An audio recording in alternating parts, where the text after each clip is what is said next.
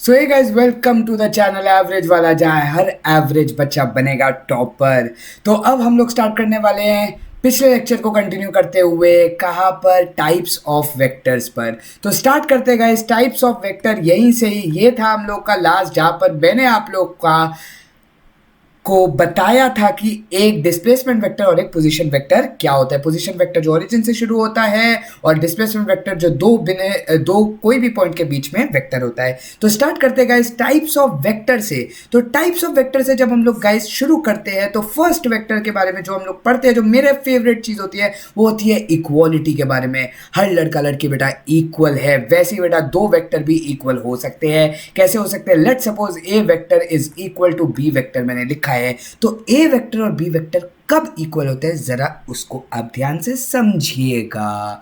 ठीक है, अगर बेटा ध्यान दीजिएगा कि एक वेक्टर है जिसका मतलब ये है कि आप 4 डिस्टेंस गए, जिसकी वैल्यू क्या है, आप 4 मीटर गए बेटा इस डायरेक्शन में। ये डायरेक्शन बेटा कोई भी मैं डायरेक्शन एक ए डायरेक्शन बोल देता हूँ। सिमिलरली एक और वेक्टर है बेटा जिसमें आप 4 मीटर गए उसी ए डायरेक्शन में। ज़रूरी नहीं है कि आपका स्टार्टिंग और फिनिशिंग पॉइंट सेम हो। आपको ये बात जाननी पड़ेगी कि ज़रूरी नहीं आपका स्टार्टिंग और इनिशियल पॉइंट सेम हो, बट ज़रूरी क्या है कि ज़रूरी ये है कि जितना डिस्टेंस या जितनी value of the vector A वाला बंदा गया, उतनी value of the vector B वाला बंदे को चलना पड़ेगा। पहली चीज। दूसरी चीज, दोनों हमेशा पैरेलल लाइन में चलेंगे। समझ में आई बात?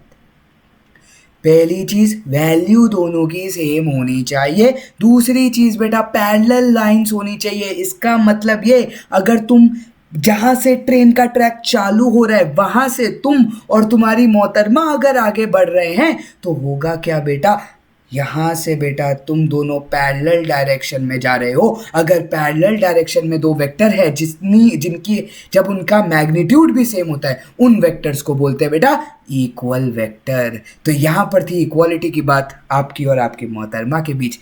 जानिएगा जरूर और देखते रहिए एवरेज वाला आगे भी।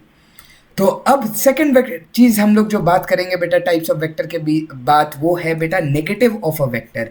तो नेगेटिव ऑफ अ वेक्टर अब ये हो गया, गलती से आपने ओ मेम साहेब ऐसे करके आपने अपनी मोहतरमा को बुलाया। मोहतरमा बोली मेम साहिब क्यों बताया, मैं तो चली तेरे को टाटा बाय बाय डिवोर्स देने। तो हुआ क्या बेटा, डायरेक्शन तो तुम्हारी ये थी, लेकिन अब बेटा क्या हुआ कि वो तुमसे अब दूर जाने लग गई इन द ऑपोजिट डायरेक्शन। लेकिन वो आज भी तुमसे इतना ही प्यार करती है कि तुम 4 मीटर आगे गए तो वो भी 4 मीटर ही पीछे गई, लेकिन तुमसे ऑपोजिट गई, क्योंकि ठुकरा के मेरा प्यार इंतकाम तू देखेगी, दूर गई तुमसे। और यहां पर ये होता है बेटा नेगेटिव वेक्टर। नेगेटिव वेक्टर का मतलब क्या होता है बेटा कि ऑपोजिट डायरेक्शन में जब दो वेक्टर पैरेलल जा रहे हैं, ऑपोजिट डायरेक्शन में जा रहे हैं, ठीक है।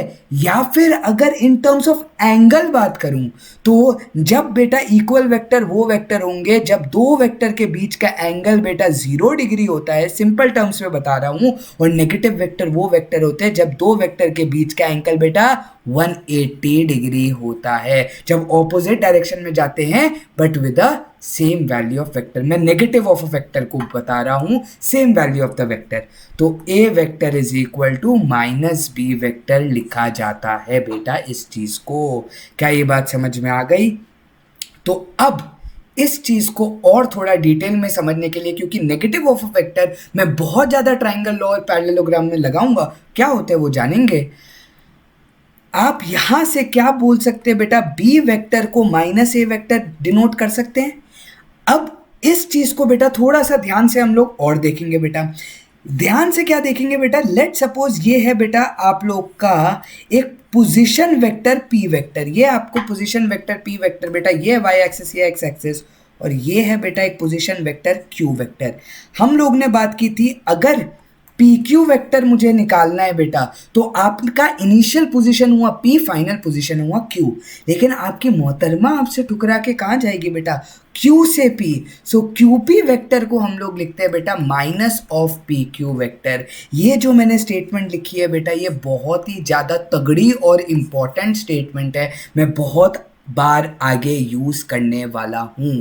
ठीक है, क्यूपी वेक्टर जो होता है वो माइनस ऑफ पी क्यू हो जाता है क्योंकि आपकी डायरेक्शन ही उल्टी हो गई। तीसरी चीज की बात करते हैं बेटा, आगे बढ़ते हैं हम लोग। तो इक्वल हो गया, नेगेटिव हो गया, तो और भी कुछ नाम है बेटा, टर्मिनोलॉजी है। तीसरी चीज की बात करते हैं बेटा, को इनिशियल वेक्टर। तो को इनिशियल वेक्टर का बेसिकली बेटा मतलब होता है ऐसे वेक्टर जो एक इनिशियल पॉइंट से निकल रहे हों। ठीक है, एक ही उनका इनिशियल पॉइंट हो तो उन वेक्टर्स को बोलते हैं बेटा को initial vector. I hope so ये बात समझ में आ गई। सिमिलर बेसिस पर को टर्मिनल वेक्टर भी होते हैं जिनका फाइनल पॉइंट बेटा सेम हो, उनको बोलते हैं बेटा को टर्मिनल वेक्टर, जहां पर उनके एरोज मीट कर रहे हैं बेटा। समझ में आई बात? एक ऐसा पॉइंट जहां पर उनका एरोज मीट कर रहे हैं। ठीक है, ये हो गया बेटा को इनिशियल वेक्टर हो गया, को टर्मिनल वेक्टर हो गया। फिफ्थ पार्ट पर बात करते हैं बेटा को प्लेनर वेक्टर बेटा। तो को प्लेनर वेक्टर जब हम लोग बात करते हैं इसका मतलब ये ऐसे वेक्टर जो एक प्लेन पर हो। अब सिंपल सी बात है, आप हो सकता है अपने आईपैड, मैक, टैबलेट या फिर लैपटॉप या फिर अपने कोई भी स्क्रीन पर आप अपनी वीडियो चला रहे हैं, वो जो स्क्रीन पर वीडियो चल रही है वो एक बेटा प्लेन है, प्लेन सरफेस है। तो जो भी मैं वेक्टर अभी इस सरफेस पर बना रहा हूं वो सारे को प्लेनर हुए क्योंकि सेम प्लेन पर आपको दिख रहे हैं।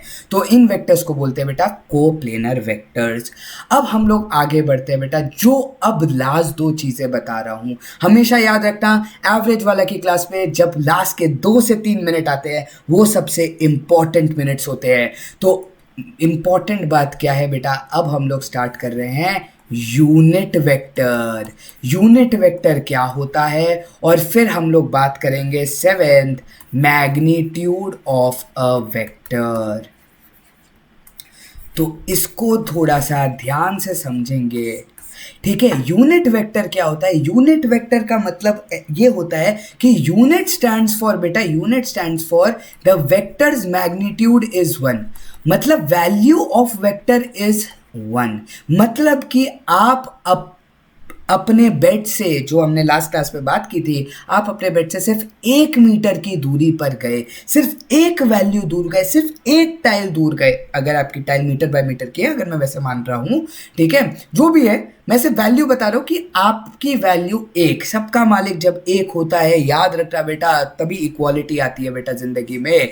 तो मैग्नीट्यूड बेटा जब 1 होता है उसको यूनिट वेक्टर कहते हैं। एंड यूनिट वेक्टर की सबसे अच्छी खास बात क्या है बेटा, ये हमेशा आपको डायरेक्शन प्रोवाइड करता है वेक्टर का। जो मैंने बोला है और जो मैं इंपॉर्टेंट मार्क कर रहा हूं बेटा वो हमेशा याद रखना, बिकॉज मैं आपको सबसे सस्ती भाषा में सबसे सस्ता कॉन्सेप्ट सिखाता हूं बेटा, तभी एक एवरेज बच्चा टॉपर बनता है बेटा। ठीक है, तो डायरेक्शन क्या बताता है बेटा? यूनिट वेक्टर डायरेक्शन बताता है। इसका मतलब क्या है जरा ध्यान से समझना। मैंने बनाया बेटा एक वेक्टर 4 मीटर, ठीक है, एक वेक्टर है कि मैं 4 मीटर गया आगे, वो मेरा वेक्टर डिनोट कर रहा है। और आप ये समझ लो, लेट सपोज ये बेटा नॉर्थ ईस्ट डायरेक्शन है। वाई नॉर्थ ईस्ट बेटा? कहीं पर भी कुछ ना मिले बेटा नॉर्थ ईस्ट डाल देना बेटा। नॉर्थ ईस्ट बेटा फैन है बेटा, ये तुम्हारा बंदा फैन है बेटा नॉर्थ ईस्ट का, इसलिए उसको हर चीज़ में नॉर्थ ईस्ट चाहिए बेटा। तो नॉर्थ ईस्ट बेटा क्या है? डायरेक्शन में आप 4 मीटर गए, ठीक है, नॉर्थ ईस्ट डायरेक्शन में आप 4 मीटर गए। Now what does unit vector means? Unit vector means ऐसा वेक्टर जो 1 मीटर की वैल्यू का हो और आपकी डायरेक्शन में ही हो।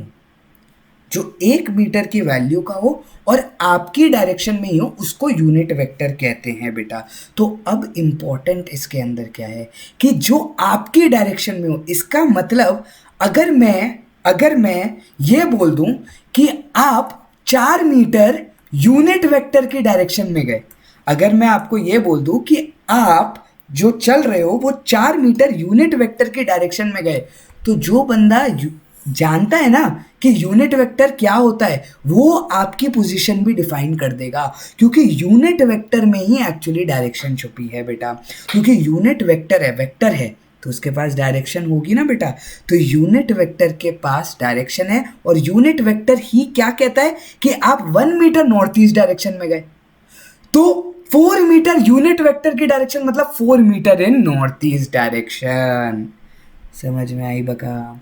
तो ऐसा होता है बेटा, सबसे इंपॉर्टेंट चीज यूनिट वेक्टर का क्या है कि यूनिट वेक्टर हमेशा डायरेक्शन प्रोवाइड करता है बेटा, और उसकी मैग्नीट्यूड की वैल्यू क्या होती है बेटा, 1।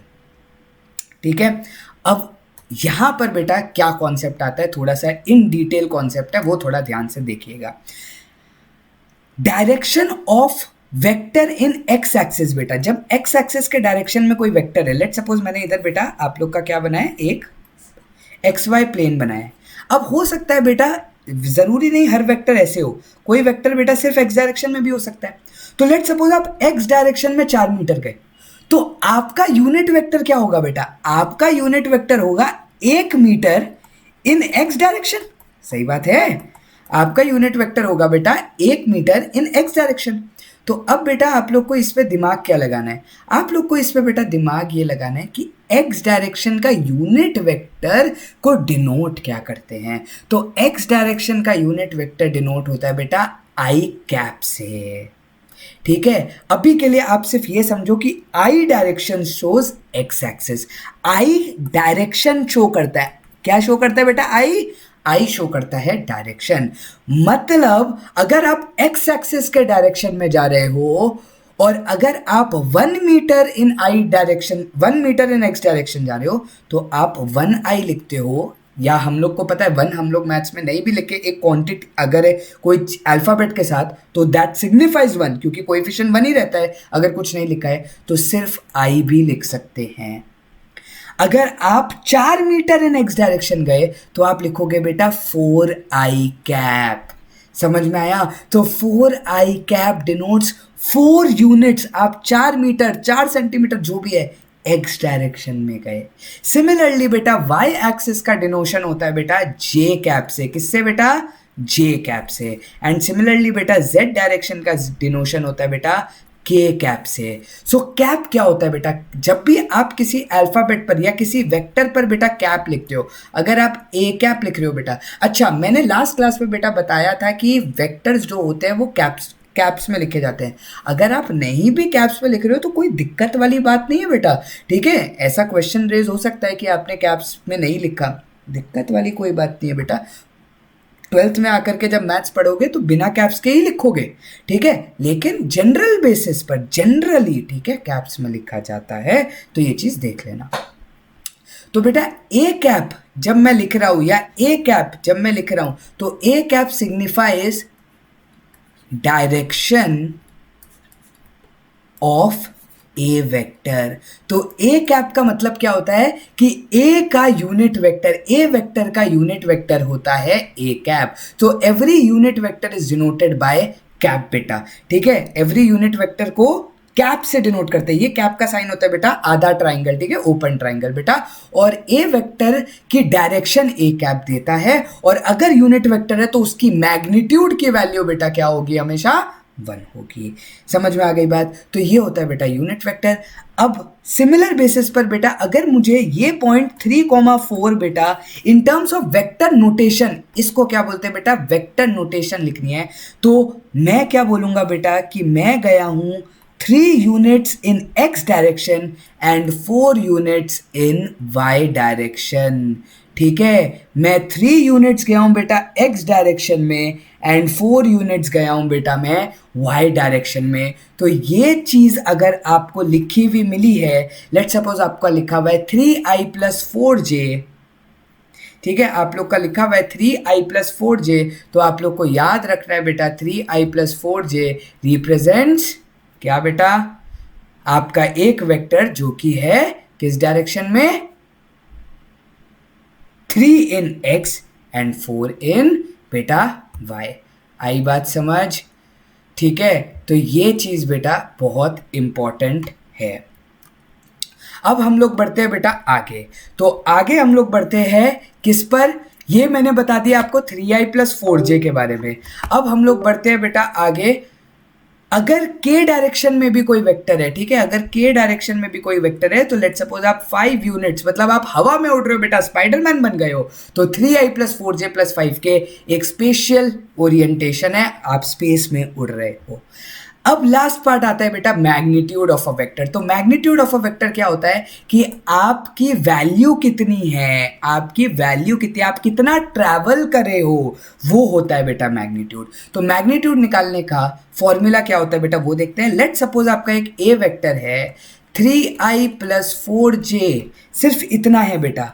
आप लोग को पता है बेटा अगर मैं ये एक्सिस पर ड्रॉ करूं तो आप लोग को पता है 3 यूनिट्स आप किस में जाओगे बेटा एक्स डायरेक्शन में, 4 यूनिट्स आप किस में जाओगे बेटा वाई डायरेक्शन में। तो ये लेंथ क्या होती है बेटा, क्या मैं बोल सकता हूं ये लेंथ आपकी क्या होगी बेटा, जो मैग्नीट्यूड ऑफ वेक्टर होगी। और आप लोग को पता है ये लेंथ आप कैसे निकालोगे बेटा, root of 3 square plus 4 square. क्यों बेटा, क्योंकि पाइथागोरस बाबा जिंदाबाद, अपने पाइथागोरस महाशय को याद रखने का बेटा। ठीक है, तो कहीं पर 90 डिग्री मिलेगा बेटा, तो बिडू क्या करने का बेटा, पाइथागोरस लगाने का। तो सिमिलर बेसिस पर बेटा ये लेंथ हाइपोटेन्यूज की ऐसे मिल जाएगी। तो अगर बेटा आपका a vector is equal to x i plus y j plus z के है, ठीक है, मैं अगर 3D में बात कर रहा हूँ फिर आई डायरेक्शन शो करता है, जे भी डायरेक्शन शो करता है, के भी डायरेक्शन शो करता है, तो मैग्नीट्यूड ऑफ अ वेक्टर को रिप्रेजेंट करते हैं बेटा मॉड्यूलस साइन से। ये मैथ्स में आप लोग ने देखा है कि मॉड्यूलस साइन का मतलब होता है क्वांटिटी ऑलवेज पॉजिटिव। तो वैसे ही बेटा ये क्वांटिटी भी पॉजिटिव होगी क्योंकि ये वैल्यू है कि कितनी वैल्यू आप चले हो। ठीक है, तो वो उसका फॉर्मूला होता है बेटा root of X square plus Y square plus Z square. मतलब जितने भी कोएफिशिएंट ऑफ डायरेक्शन होते हैं ना बेटा वो आप लोग का मैग्नीट्यूड होता है। और आप लोग को याद रखना है फॉर अ यूनिट वेक्टर बेटा, फॉर अ यूनिट वेक्टर बेटा आप लोग को ये चीज याद रखनी है, ए कैप का मॉड्यूलस अगर मैं लूंगा तो वो 1 आएगी। मैंने आप लोग को क्या बोला था, यूनिट वेक्टर की मैग्नीट्यूड क्या होती है बेटा, 1 होती है। So with this guys we'll finish this lecture up. Thank you guys for watching. See you in the next video. This is Yojit Basin signing off from Average Wala, जहाँ Average Wala बनेगा topper. Bye.